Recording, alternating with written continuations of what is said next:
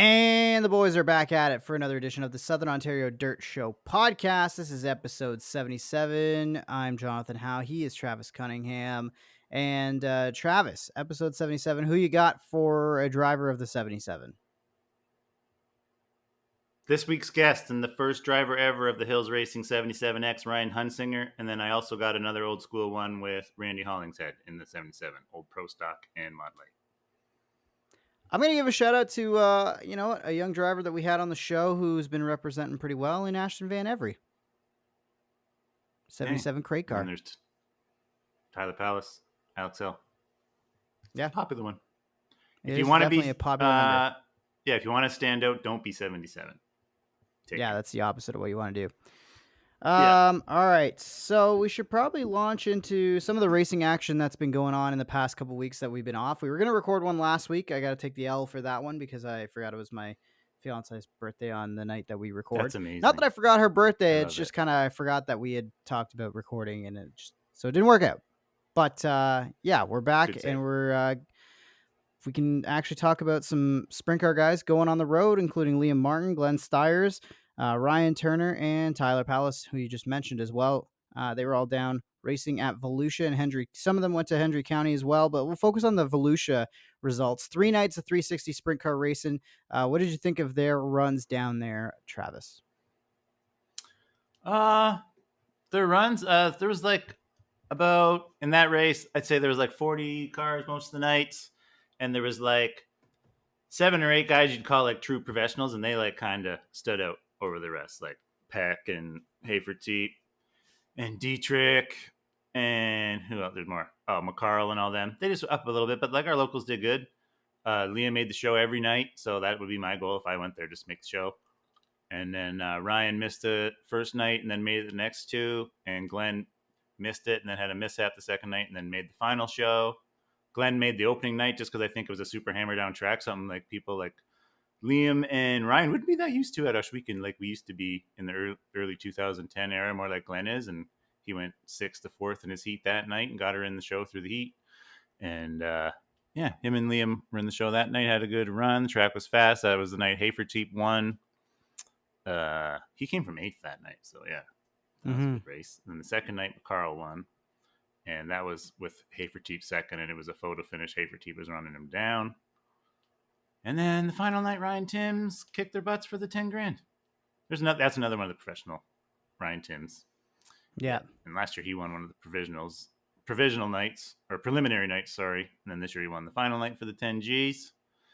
And overall, pretty good show. Lots of hurt motors. There was a lot of, because that good Florida air. There was a lot of motors up in smoke. I'd say at least 6 or 7 over the 3 nights I watched every night. A couple rough wrecks, like Bubba the Love Sponge kid, Tyler Clem. He got a rough one. Frame folded over him just on the start. I think he got over Ryan's right rear. And there's a couple. I didn't see Glenn's wreck. I don't think it was much his front axle. And a couple scary wrecks, couple blown motors, and some good racing. Yeah, and I wanted to give a shout out to all of them that went down there and tried to do try to mix things up and get out there and get a head start on racing season. Like you say, it's a very different style of racing compared to what we're used to at Ushweekend for most of these guys. Hammer down racetrack, we don't get that a ton up at Ushweekend, but every once in a while, and if we do get one track like that, that they're gonna have a little extra something in the notebook because of it. Should point out that Ryan Turner was pretty quick on the 3rd last night, at least early in the night. Ended up starting 2nd in the feature after finishing 2nd in the heat. He was in as well and was on pole for that heat as well. So showed some speed and improvements all the time. All the time that they were down there. Liam Martin finished 15th, 13th, 15th. Stiers, like you said, missed out on the second night, but he was 18th and 17th. Turner missed out on the first night, like you said. And he ended up with a 17th and a 13th, if I'm seeing this correctly, 13th position in the final night. And Tyler Palace out there didn't quite make any of the features, but still got to mix it up with those guys down there. And just makes me hungry for some 360 action here. We still got a couple months to wait and don't have the Ushweekend schedule yet, but we do have the Merrittville Speedway schedule that dropped in the past week or so, Travis, and some pretty important dates, some standard dates on the schedule that return. But maybe one of the coolest and craziest nights to be at is going to be the Ivan Little Memorial, which is going to be happening on June 1st. Of course, 61 for 6-1 on the calendar, 61 for Ivan Little, and $61,000 in prize money up for grabs, including $6,100 to win in the mods. Um, Fifth will get 1,500, 10th 1,000, 500 to start, 300 to start sportsman event that pays 4,000 to win. Hoosier stocks are paying $2,000 to win plus 150 to start. So this is a really big payday, and now another one of these special nights that everybody's going to want to be at the racetrack competing for, and one of those nights that us fans and everybody that wants to go and take in this sport, this is a good one to be at. Yeah, that's definitely one I'm going to be at for sure. I think it's just so cool that it worked out to be June 1st, 6-1 for the 61 of Ivan Little's first memorial. He was there on opening night and raced all the way up into the 80s. And so, yeah, just a legend, one of the original goats of Merrittville, one of the first to go down to Syracuse and all that kind of stuff. He was there a lot and traveled a lot.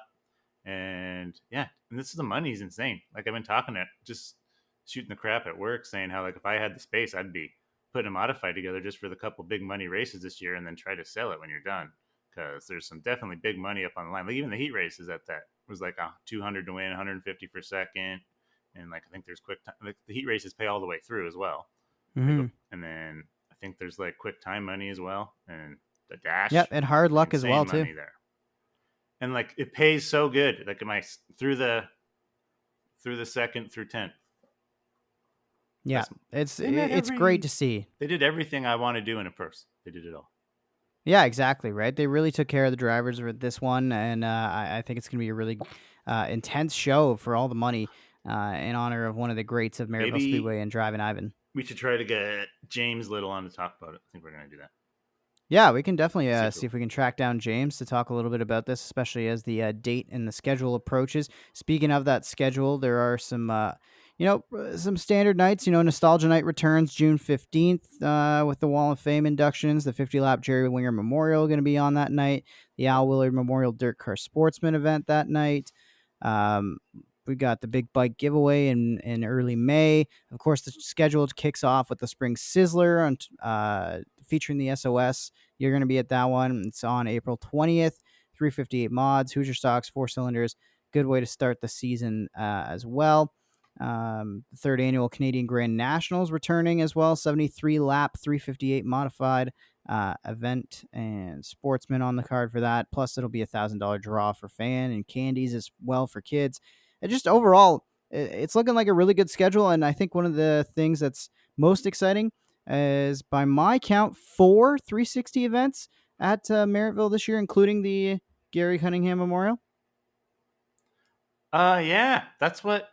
See, when the Action Sprint Tour folded, that's what I was hoping that we'd pick up one of their dates at least, and that happened. So yeah, 4 times to Maryville, which is music to my ears because it's just 20 minutes down the road, 25 minutes down the road for me, and that's the one thing about the COVID year. Like everything sucked about that year, but racing in Maryville only was kind of like just having that racing at a place 25 minutes away from home all the time was pretty sweet. So being able to go there 4 times this year is awesome. And one of them, yeah, Gary Cunningham Memorial again.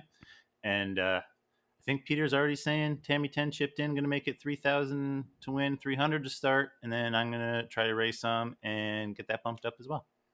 Yeah, looking forward to it. So if you got any ideas about how to bump up that purse for the Gary Cunningham Memorial and you're listening and you want to help out, get a hold of Travis on social media, or maybe, I don't know, call him at Social media BRP. is I the don't best know. place. Yeah, I was gonna say you can Social find him media. on Instagram, Twitter, all that sort of stuff. Heck, even message the That's show where I and we'll do all help you my out. business. Yeah, that is true. You are a wizard with the phone. You don't like to admit, you don't like to post a ton, but you get a lot of work done on the phone. Mm-hmm. That's how you line up every guest. Yeah, it's I don't know what I'd do without you. It's the best part of having a partner like you in this podcast. You bring all the good guests, and we've got one later on coming up. You already talked about Ryan Hunsinger coming up. I wanted The to talk about, gunslinger. speaking of sprint car racing. We should get into this high limit fan fest thing, because there's two aspects to this press release that came out a couple days ago now on February 5th about the fan fest and driver playlist. I'll start with the driver playlist thing here, Travis, and then maybe I'll read some of the details of the fan fest and get your reaction. Because as the music DJ jockey guy on the radio, I think it's kind of a cool thing, the fact that we're going to get to hear some of our favorite sprint car drivers and the drivers on the tour of the high limit series. Here's some of their music at each and every date. Each driver is going to get a chance to share their personalities a little bit with music hand selected by them on race nights. So, for example, the season opener, Shark Racing's Jacob Allen is going to be DJing that one. So he's going to have a playlist of songs that you're going to hear over the loudspeaker throughout the night, featuring Zeppelin, which I'm here for, Morgan Wallen, Machine Gun Kelly, Lenny Kravitz, cool pick, Zach Bryan, Casey Kane already lined up to be the second DJ of the year at the Golden Isle Speedway later this month as well. And you're going to be able to keep up with whose playlists have what on them, and you can kind of check that out through a link on Spotify, which is included on the High Limit website right now in this press release. So that's pretty cool, honestly. I like what they're doing in terms of showing off personalities, because that's a big thing that I don't think happens enough in major motorsports these days. That's something that everybody seemed to agree with Drive to Survive and the Netflix show. It gave the F1 guys a chance to show their personalities. There's a demand for that in NASCAR, and there should be a demand for that from High Limit, World of Outlaws, Super Dirt Car Series, all those guys. I think the more you can get your drivers to have some star power and have a way of resonating with fans, I think is a good thing. Another thing they're trying to do is creating a fan fest where the drivers are going to be taking a 20 to 30 minute time slot carved out of the program prior to opening ceremonies. It's going to be following qualifying and prior to heat races is what we're seeing. The pit area will be open, and fans are going to be able to get up close and personal, watch the cars and teams work, and also maybe get a chance to get an autograph, say hi, have a conversation with their favorite drivers from their favorite teams. That'd be kind of cool. During the fan fest here, it says drivers are going to be they're going to be at their cars or signing autographs and selling merchandise at t-shirt trailers. And Chase Rodman is going to be addressing the Flow audience at home as well. Tony Laporta and Alex Brown are going to be in the grandstands hosting games, offering prizes. So they really have thought of kind of every single angle of giving back to the fans. It's just adding 20 to 30 minutes to the show. Is that the right play?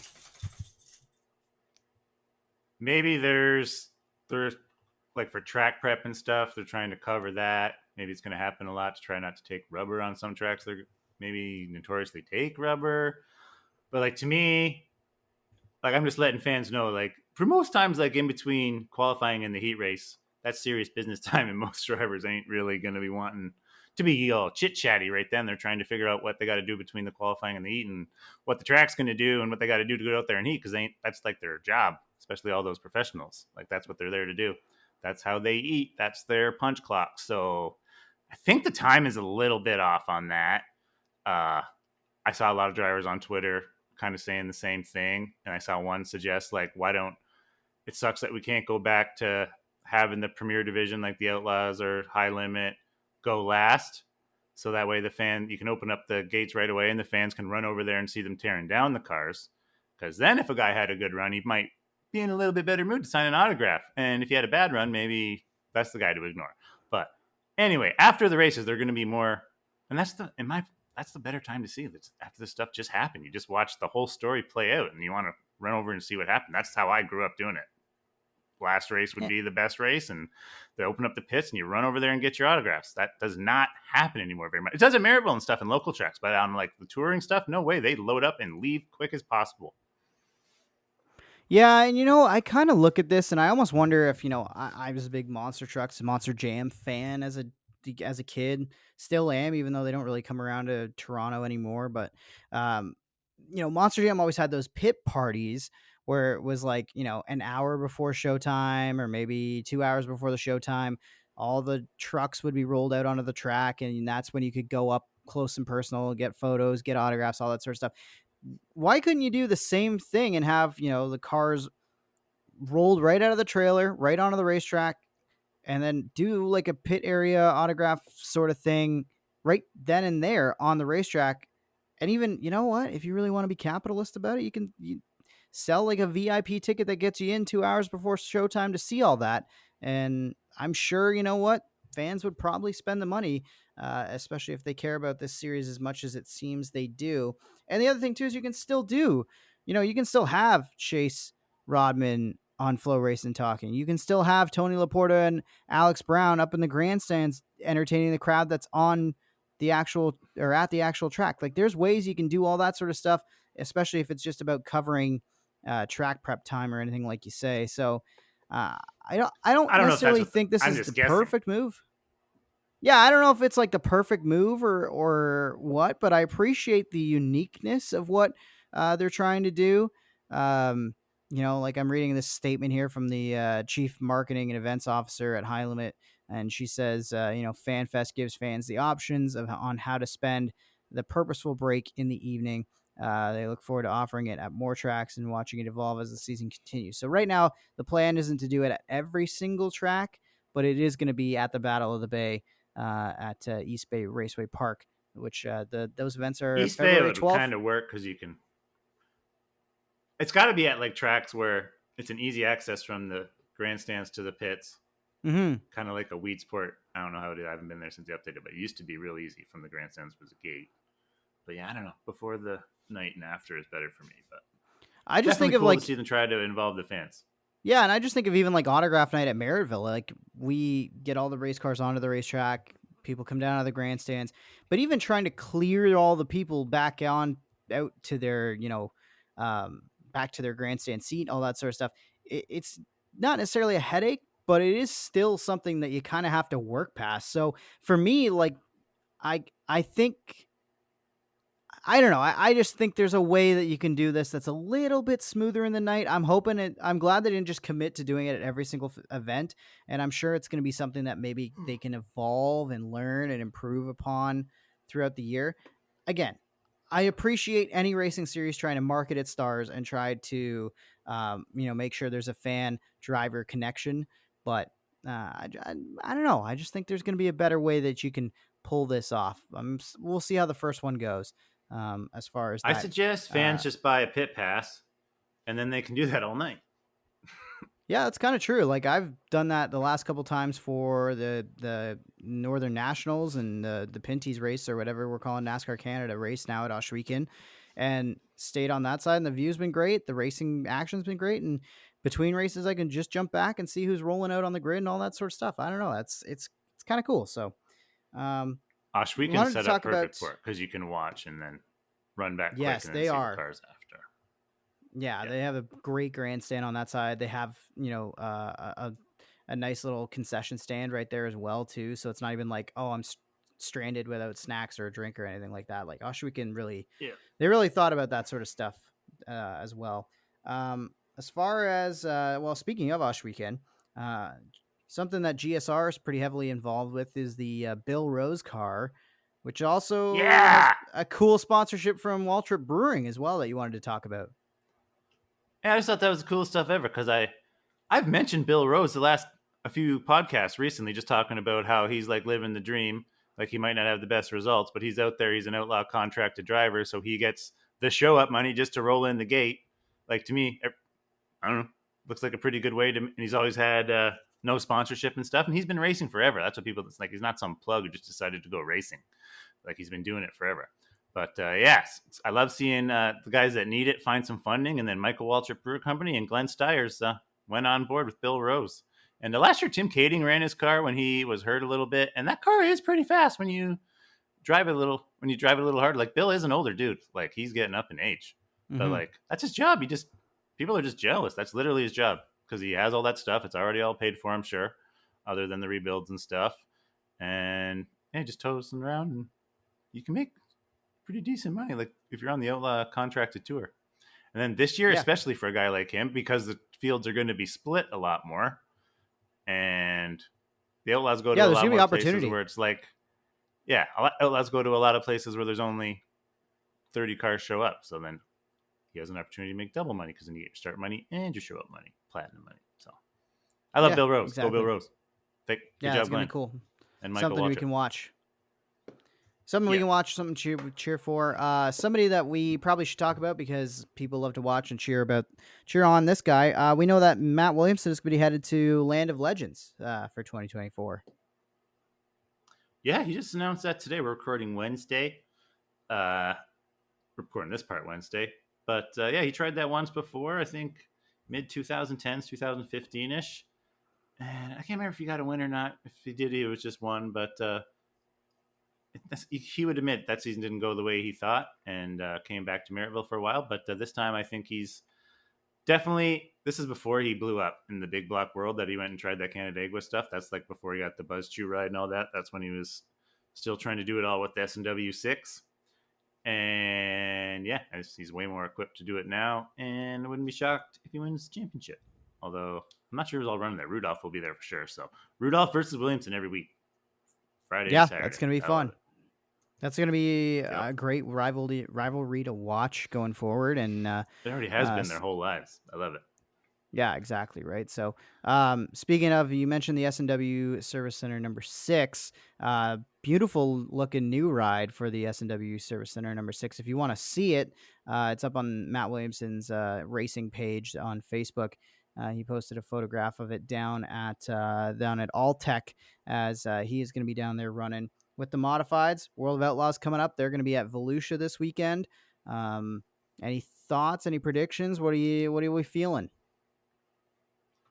Oh, Volusia, there's a ton of cars. So who's usually fast there? Gravel. Bet you Gravel gets a win for sure. Mm-hmm. Macedo probably gets one. And then there's probably one that you're like, huh, maybe a surprise. And then Alltech, it's going to be the Matt Williamson, Stuart Friesen, Matt Shepard, and Danny Varen's going to be fast now that he's in the Brett Deo, who owns the series, in the Brett Deo Speed Shop. He's in the Brett Deo 01. Watch that car to be suspiciously fast. My prediction. Suspiciously. Suspiciously fast, eh? Interesting. I All could be right, he's wrong, trying to. but he was quick time last night already by 2/10 in the 2/10 he had on the field in the first session, which would have been the most hammered down dyno session, practice session. So that was Interesting. suspiciously fast almost. 2/10, 0.2. That's a lot in racing. That's a mile. That's tons in racing. Yeah, that Usually is the a World of Outlaws lot. these days in qualifying, like 0.2 is the difference between first and like 22nd. And last night it was first. He was that much faster than like Shepard in second. So see what they're at tonight. I don't have that one. I'm watching the Outlaws right now as they play, but I don't have the mods going yet. Yeah, mods I think are coming up a little bit later. We're not even to 7 o'clock yet, but I think they're up on Flow Racing if I'm not mistaken tonight. So, Yes, sir. uh, you can watch that throughout the weekend and catch up on it on Flow and all that sort of stuff. And you know what? We'll leave this part of the podcast. We'll leave it there because we've got a guest to get to. I can't wait to have the gunslinger Ryan Hunsinger on the Southern Ontario Dirt Show podcast. Hey, do you like what you're hearing? Want to support the Southern Ontario Dirt Show and help us expand our coverage across the province and Western New York? Well, your ad could be playing right here. Got a brand or business that deserves more attention? Email us, southernontariodirtshow@gmail.com to become a sponsor of the podcast. And now, let's get back to the show. And joining us on this edition of the Southern Ontario Dirt Show podcast, we've got the gunslinger, Ryan Hunsinger. Ryan, how's it going? Welcome to the show. Hey guys, it's going well. Thank you very much. How are you guys?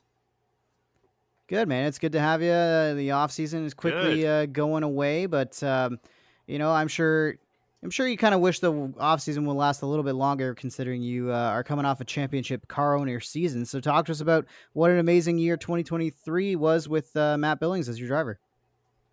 Yeah, it was a great year. We had a wreck late 2022, and starting out last year, the car just was not right, and we just worked at it, and just got better and better all year. And yeah, it was a great year. In terms of the off season, you're absolutely right, but I think every racer is the same. In September, October, it seems like you have like 10 years between races, and so you kind of everything waits till the last minute. But we've been plugging away, and getting there. But yeah, you're right. You could always use more time in the off season. Okay, right. We'll get to other parts of your career in a bit, but let's go from like transitioning from driver from like that mindset to let's pick Matt Billings as our driver. Give us that story. Yeah, it was the last couple years that I drove. I just really wasn't feeling it anymore. I having trouble seeing, and um, I got burned really bad in 2014, and I just don't think that my mindset was the same after that in terms of driving. And I I was driving the 43 car, and then I wanted to race less, and so I got my own car in 2019, and I raced less, and I just wasn't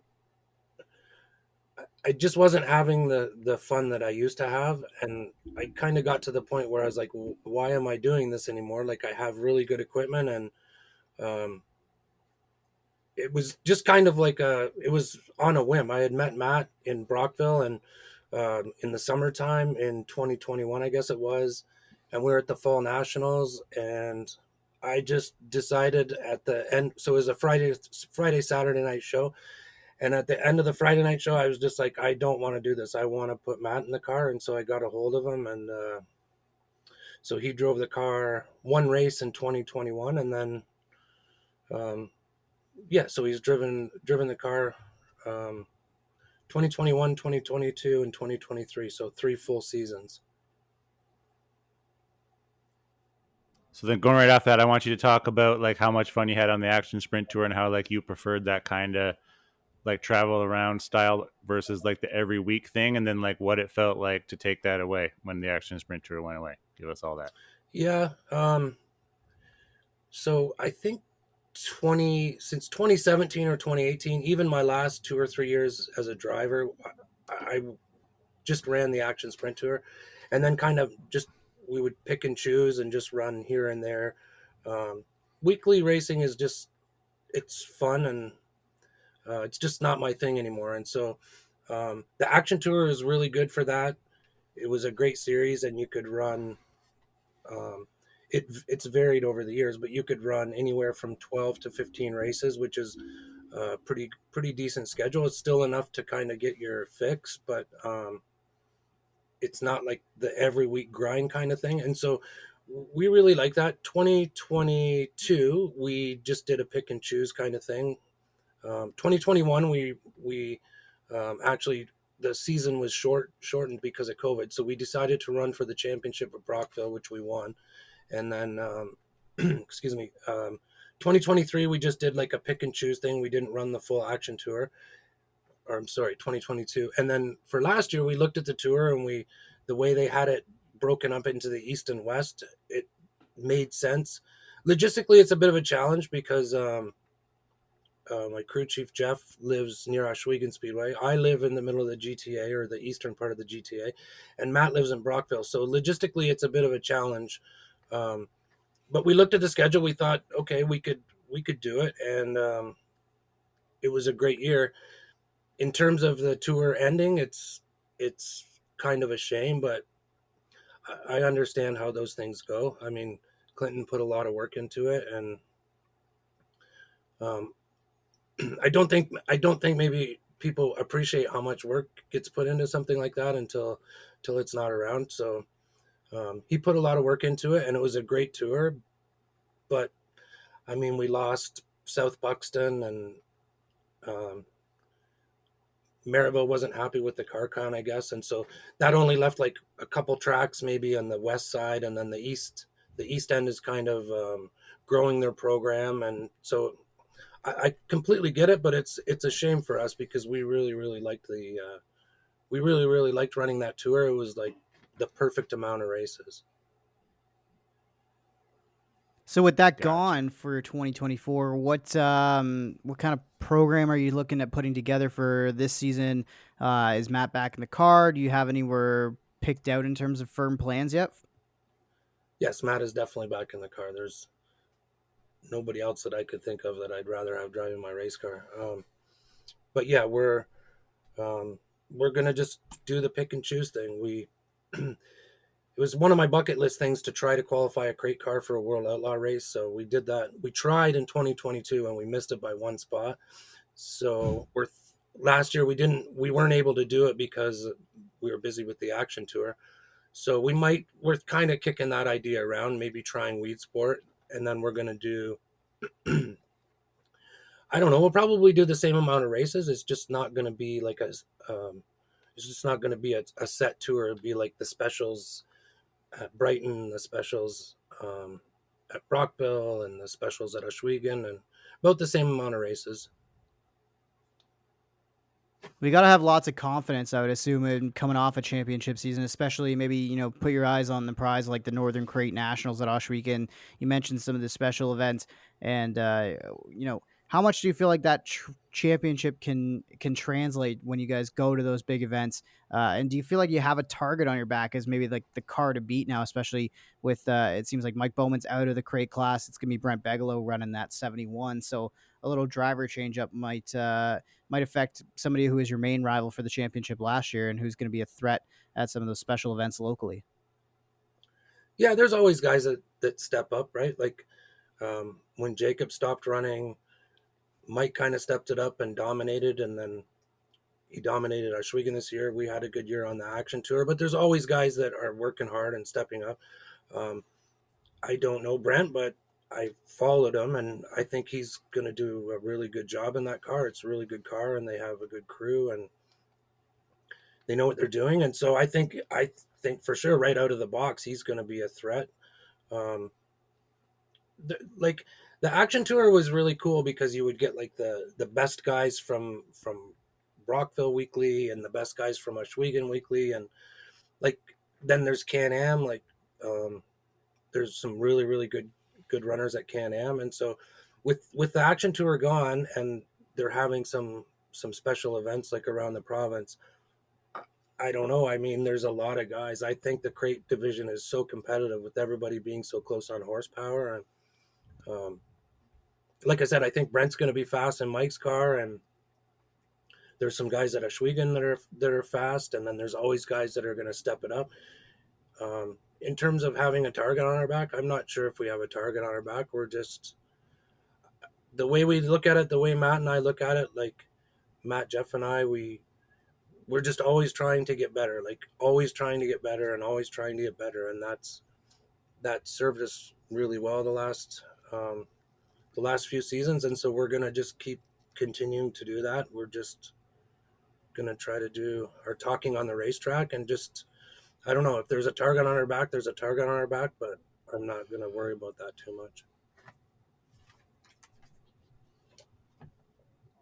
All right, enough car owner crap.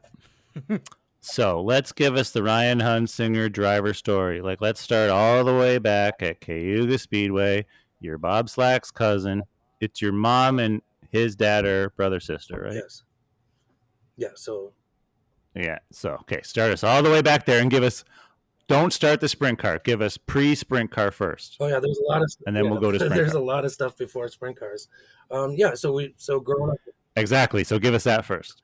So my mom was Nancy, which is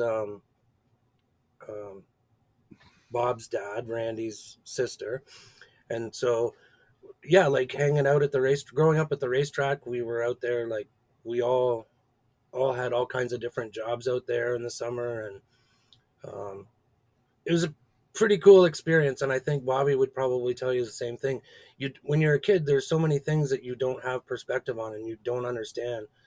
But like we were just so lucky to be able to do that stuff, and you don't realize it when you're a kid. Like you don't realize that not everybody has those experiences. And like my Boy Scout troop, we used to go and camp out there, and it was just such a cool childhood. Like just there's so many memories and stories. Like I mean, I could go on and on and on, but we spent so much time out there. There's a funny story about Bobby and I. My grandpa Slack was pretty strict. He was an awesome dude, but you didn't want to. He was a no BS kind of guy. So there was the two cleanup trucks, and Bobby and I used to always screw around with the cleanup trucks when we were by ourselves. So there's one time he dropped us off there. I think he dropped us off to cut the grass or something. So we let like 5 minutes go by, and we thought he was gone, and so we we decided we were going to race around the campground lanes. There was it was like a D-shaped, kind of like Flemington. There was like a D-shaped. The roads formed like a D-shaped racetrack. So we started racing. One was an old Ford, one was an old Chevy, and we were racing the cleanup trucks around the campground. We thought we were really smart because Grandpa was long gone. Well, he was got a few minutes up the road and saw like a big cloud of dust, and we were 11 or 12 or 13, and we were not smart enough to realize we should have probably waited 10 minutes till he was long gone. So he came back, and he wasn't super impressed, but I mean, I could go on and on for hours. It's just such a cool thing, and there's so many iconic drivers like the ASA series back then. uh, like not only just growing up there, like being part of the family, but just getting to see all the ASA drivers. And um, there was like the Bush North races there, and the Dirt Modified on Pavement series, and it was pretty cool, man. It was it was a pretty cool childhood. So I had started racing go-karts when I was maybe 8 or 9 or 10. So I raced go-karts for a few years, and I really wanted to race cars, but I had no money. um, my family didn't think it was the smartest thing, and I mean, at the time I was like, oh, I thought it seemed pretty smart to me, seemed reasonable to me as a child, but in hindsight they were right that it wasn't the smartest thing to focus on that instead of focusing on my life. But anyway, so I had no money, and so then they announced that they were going to start running on the small track on Thursday night. So I was like, that's perfect for me. I always get my ages mixed up, but I want to say I was probably 17. So I got my neighbor had not my neighbor, but a house down the road had this old Chevette for sale for $50. So I bought this old Chevette, and I didn't really know how to weld, but I kind of hacked together a roll cage, and so I started racing the mini stock on the small track. But that was Thursday nights. That only lasted for, I don't know, a few weeks, and then I believe that's when Grandpa sold the Speedway. So I won. I can't remember how many races, but I won some mini stock races, and then from there, um, from there I got an opportunity. So a guy had seen me race and asked me if I'd be interested in running some pavement stuff, some enduro cars. So enduro cars, for people that are not familiar, like, it's pretty crazy, but it was a lot more popular back in the day. They're more or less like street stocks, and they'd put like a Delaware. Sometimes there'd be, I don't know, 150, 200 cars on the track at once. Flambro had some, so I raced some of those. I won a bunch of those. I'm not sure how many, but um, and I'd always kind of really, really liked dirt. And then that when I moved into racing the enduro cars, we also raced like some thunder car races and street stock races. I won Oktoberfest at Flambro. Um, I guess I would have been probably 19, so I was just a young kid, and just I really, really, really enjoyed it. But there was a couple situations. There was a situation where I was leading a race. It was 10,000 to win. It was the biggest race of the year. And there was a situation with a few laps to go where a lapped car got kind of sideways, and I just kind of touched the lap car, and then they black flagged me for rough driving. There's a lot of politics and bullshit that I wasn't a big fan of. So, I mean, the flag man and the guy that won it was just not a good situation. I mean, we got second, got $5,000, which is cool. But then there was another situation at Delaware where I won the race, and then after the race, they said, "Oh, you were speeding on pit road on your pit stop," and it was just there was just some bullshit that I kind of get it now looking back, like I was a young punk kid, but there was just some situations that I wasn't really super happy with. Some of the drivers were not super nice to me either, but I mean, like guys, like the top guys, like Steve Book was always so good to me, and like there's some guys that were really good to me too. It's just, I mean, I kind of got a bad vibe, and I was just a little bit pissed about the payment situation. So I had always wanted to race dirt. So there was a division back in the day. So the way I got interested in dirt is I used to take the Cayuga Speedway pace car when I was in high school, and I'd go to like Ransomville and Merrittville and Humberstone, and I really fell in love with dirt. And I would always like the World Outlaws and stuff. So there was a division back in the day. They raced Merrittville and Humberstone, and then Oswego when it opened, and it's called Mod Stock. So I think the idea was like an IMCA modified, but a dirt modified. So that it was like a dirt modified, like you would take an old chassis, and then there's like a claimer rule, and so the cars were pretty cheap. The division was it was a little bit of a weird one, but as it evolved, there was a lot of different weird types of race cars in there. But anyways, I bought a car to run dirt, and I was still racing pavement, but um, so that would have been 1996, and I was pretty successful in that car, and I can't remember how many races we won in 1996, but like the funny thing I think about is like I remember the first night at Merrittville, and I was so nervous the whole day. And then I forget where I started, but I kept passing cars, and I was like, the caution's got to be out. I kept looking at the light, and I was looking at the flagman, and I was like, I don't know what's going on. And so I won the first ever race on dirt that I ran in that car. Um, and we won, I don't know, I think it was maybe 10 features, or I honestly can't remember. I don't have good records of that stuff, but I was pretty successful in that car. And then um, the next year I got a dirt sportsman, and man, that was a rude awakening, because I was just a young kid, and I had no money, and the stuff was junk, and the motors were blowing up all the time. And anyways, I raced those cars for 2 or 3 years, I guess. And then I won a couple features. Um, to put in perspective, like how little money I had, like the first sportsman feature I ever won, it's one of my favorite races of all time. Tammy Willard and I were side by side the whole race, and I ended up winning. But the tire I used, I had it was pretty much a brand new right rear tire, but someone had cut the sidewall on it. So we took it and fixed it with sewing fishing line, and then ran a tube in it. Like I could not even afford to pay attention, and I had no business having a race car, but that was the thing that I wanted to do. And so it was not a very smart life decision, but looking back, man, we had some fun and some crazy times. So yeah, so I raced the Sportsman for 2 or 3 years, I guess, and then I wanted to get a sprint car, and um, got a sprint car in 2001. I raced a few times, but the engine blew up, and then it was just frustrating because I was just like working like crazy. I had a little fab shop on the side.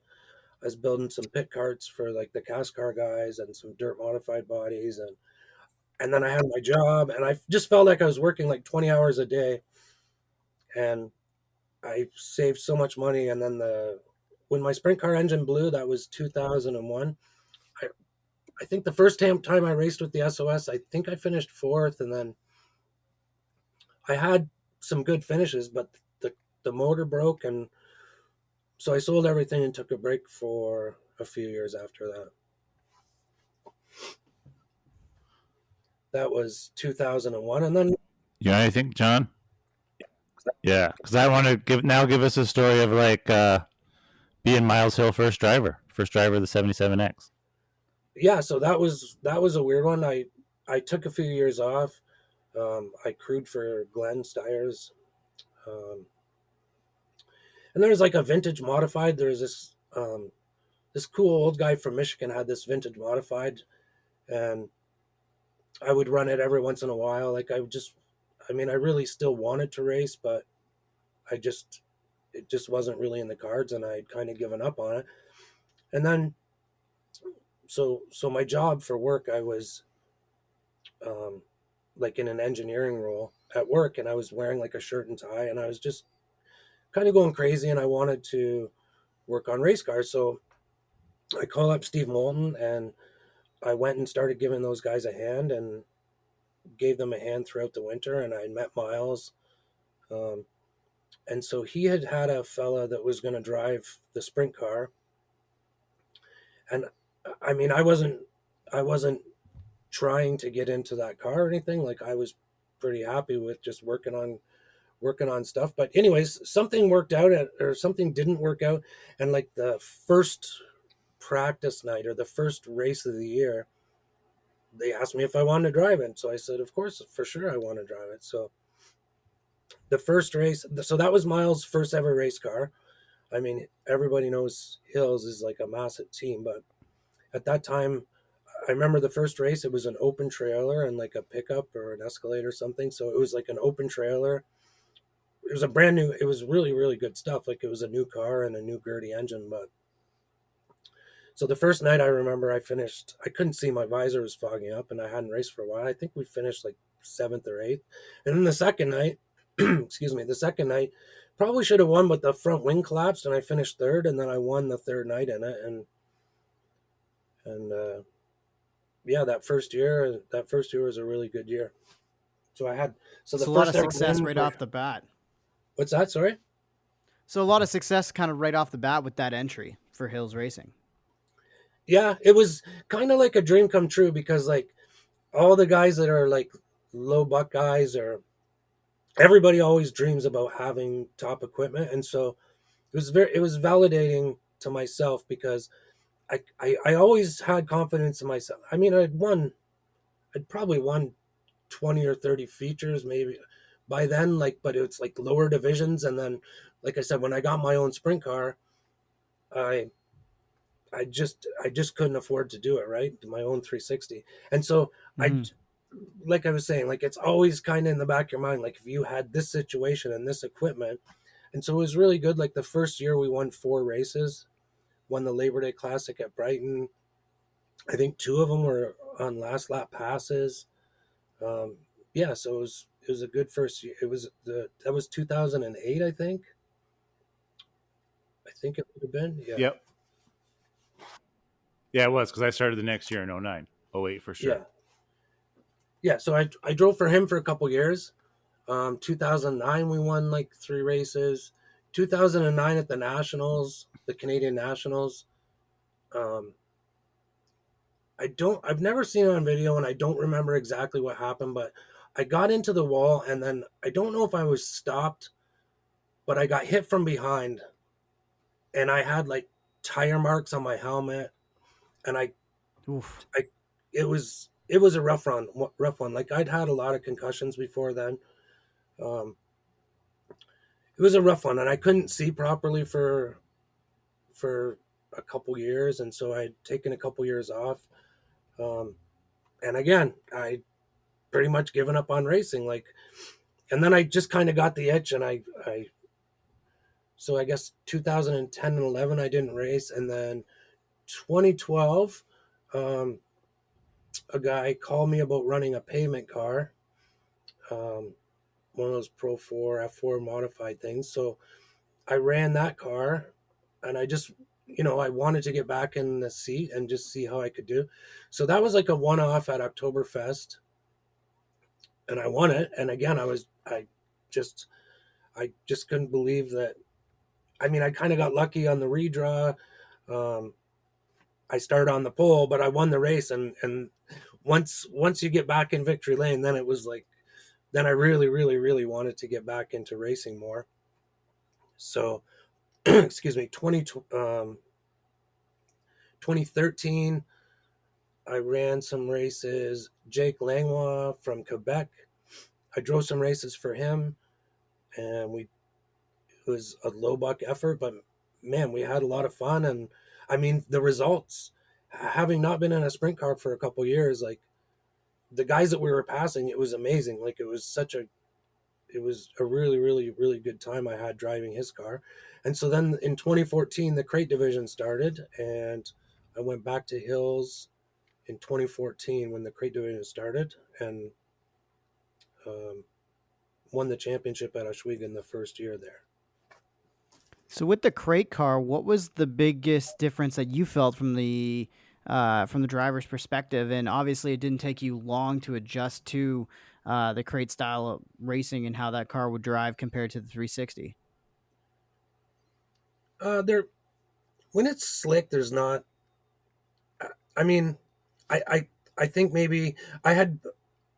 the best way to probably explain it is when like a 410 guy goes and runs a 360, right? Like everything just slows down, and the cars are slow, but they're not slow. Like when it's slick, the lap times are the same. It's just a different.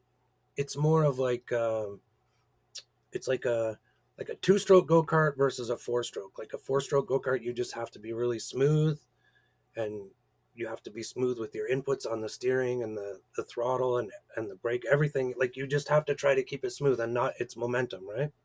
Momentum racing. Yeah, because you don't have a lot of horsepower.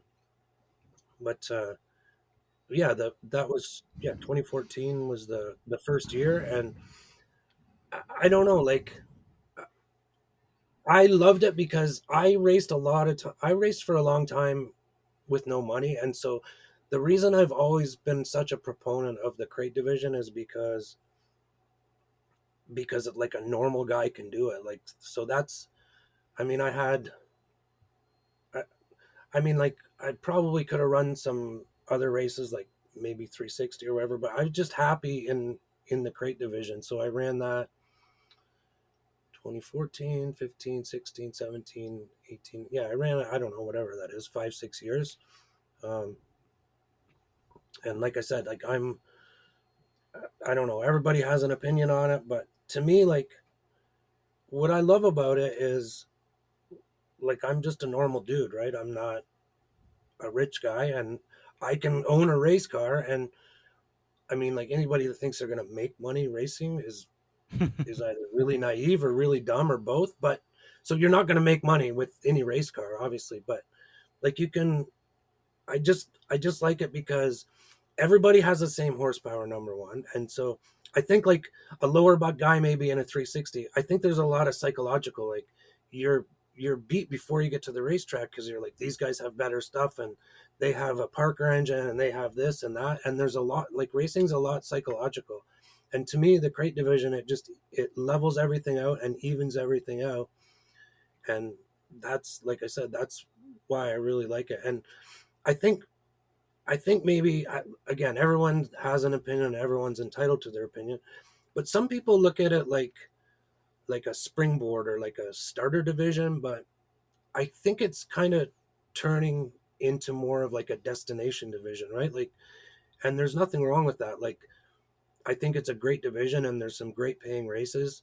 Um, you look at like Brockville last year, the field Brockville, like Lee Lattisaur races at Brockville every week, and he's won the SOS championship twice. Like he's a wheel man. And then like, um, yeah, there's just a bunch of them. Like there's a bunch of guys with a whole bunch of experience, like Bowman and Matt, my driver. Like there's a bunch of guys with a lot of experience, and then there's a mix. It's like anything else, but I just can't say enough about the division because I wasn't sure about being a car owner. Like, I mean, sometimes I think what I wonder, and I don't know how to put this, but I wondered if I was unselfish enough to do it. You know what I mean? Because like there's so much work involved, and then as a driver, I'm the one that gets to drive the race car, right? So I wasn't sure how I would like it, but honestly, like I like it far more than I like the last couple years of driving because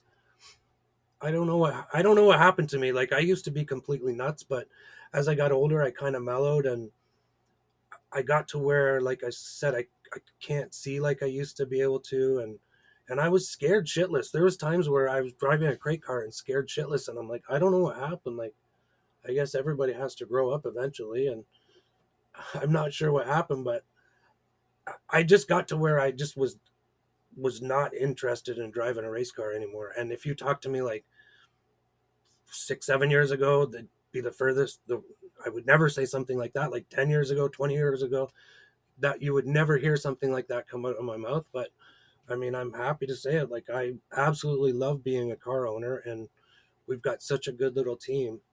Um, not like a super high dollar team, and we're able to compete with everybody. And that's like I just love the crate division. I know, but I still think you should find a cheap 360 to buy and I'll rebuild it, and then you guys can win races in that too.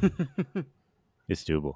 You don't need the $60,000 like everybody thinks you do, I know you don't. especially when you got a driver like Matt I Billings. know. especially when you got a driver like Matt Billings. I agree 110%. And I've thought about it. And then I get thinking about it a little bit, and then I'm like, no, that's not that smart.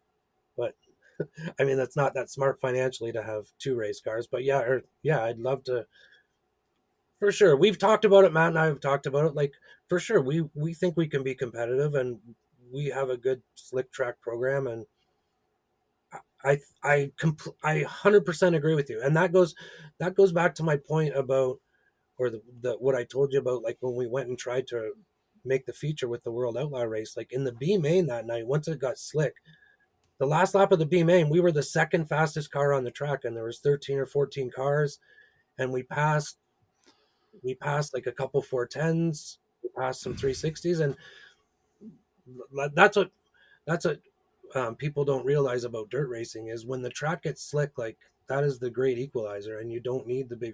I think, wouldn't you say, Travis, like some of these heavy hitter motors, like at a little track like Brighton, like it would hurt you more than anything else, I feel like sometimes. I think you're right. And like, okay, so I remember back like when you guys were trying to make that outlaw feature with the crate, and then like we had a thing on Facebook where we talked back and forth where like you wanted to start running the crate in 360, and I like gave you a little bit of attitude back saying no, if you want to do it, move up and build a motor. Like crate reasons for crates and 360's is for 360's. But like honestly, for a guy like you who is an engineer who is pretty smart, like at that point, like you literally could piece together, in my opinion, like Sean Donis one time he blew up his 360 engine at the ESS opener at Black Rock, and he had nothing to do. So the next race was at Fulton. So Donith Engines, he also owns that with his brother. So there was like a 358 with flat top piston short block and the like 358 spec head laying there, and he threw like a one piece Hillborn on it and finished fourth at Fulton. So like I don't see why someone like you couldn't learn how to put an engine together pretty cheap. And like, yeah, I think you mean short tracks, like anything about Ashweekend when it's hammered down. Like, I honestly agree. Like, it's not any different. You're literally at no disadvantage. I agree, and like I said, I've thought about it. I also just spent 5 minutes talking about how much I love the crate division and how happy I am running it. Like, I, He's trying to corrupt you. Don't listen I to know, him. but your driver also has ESS wins. Your driver has ESS wins. My driver has ESS wins. You guys are almost too good for the crate for division. Like, you're almost too good, in my opinion. No, come on. I'm a guy that thinks like there's drivers that's too good. We're not too good for it. Come on. My race car's 5 years old, and the engine's 5 years old. The race car's 5 years old. There's a 5-year-old sprint car means nothing. Like, what's changed since 2000? Like, not much, no, I really. Know, I agree, but I'm saying like we're not too good for it. Like, you know what? Not too good. You know what I'm saying. I know you guys could move up easily, and but like this, the start of the year, we absolutely got our asses handed to us. Like at Brockville, Lee just absolutely put a whooping on us, and Bardier, and then we came to Ashwegan, and Mike, oh my gosh, he was like in another postal code. It was crazy, and so we just kept working on it, and got better and better. And so yeah, we're pretty good, but we're decent. But I don't think that we're too good for the division. Like I can guarantee I don't spend anywhere near. That was the wrong way to put it. I don't spend anywhere near what not a lot of guys, but some guys spend. But you know what? I completely understand what you're saying, and I don't disagree. It's just a tough one. Like I'm at the age. I mean, if you would have told me, well, like I told you in 2001, like I pretty much worked. I pretty much worked like nonstops and put all the money that I had into a 360, and then, that's just not where my life situation is right now. And so I'd love to do it. I don't know. Maybe it's something we can talk about offline, but I don't know. Yeah. I've kicked the idea back and forth because I absolutely agree. Like in some ways I almost feel guilty that I can't get a 360, or not. Guilty is not the right way to put it, but I agree. Like there's nobody that I would rather have driving my race car, and he respects my stuff. And like him and I have the same philosophies on stuff. Like, if you win, you can win races without being a dick about it, and you don't have to be cocky. And he's like the perfect guy to drive my race car. We get along good, and we get along with the setups and stuff really good. And yeah, like I would like to do a lot of things, but I would also like to not go to work every day, and I'd also like to have a lot of things that I don't have. And sometimes I think like racers are always like looking to move up and looking to move up, but I don't think there's anything wrong with just being happy with where we're at, and I think we're pretty happy. But I mean, if you want to supply us with an engine, Travis, we could run some 360 races. We're going to leave it off there. This one is going to be a two-parter. We appreciate Ryan Hunsinger. He gave us a lot of time and told a lot of great stories, and this thing is just getting started. So we'll be back with a part 2 with Ryan Hunsinger on the next edition of the Southern Ontario Dirt Show podcast. Is Travis supplying a 360 motor? Are we seeing that 52 car move up in 2024? Plus, we have to get to some injury talk and that story about those burns that you briefly heard Ryan mention up at the beginning of the interview. And I would say that Ryan probably has one of the most unique answers that we've had for the whole one race car, one racetrack for the rest of your life question at the end of the show. So I can't wait to get to that. That'll be on next week's edition of the Southern Ontario Dirt Show podcast. We'll also recap all things happening in Florida.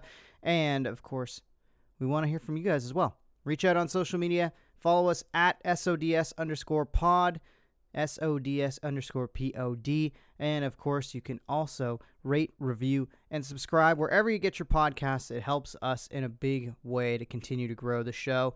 And looking forward to part 2 with Ryan Hunsinger on the next edition of the Southern Ontario Dirt Show podcast. And the checkered is out on another episode of the Southern Ontario Dirt Show presented by Ohsweken Speedway and Bicknell Racing Products. Like what you hear? Rate, review, and subscribe wherever you get your podcasts. Connect with us on Facebook at Southern Ontario Dirt Show or find us on Instagram, Twitter, and TikTok at SODS_pod. Have a question for the show? Email us, southernontariodirtshow@gmail.com. Thanks for supporting local racing in Southern Ontario, and we'll see you at the track.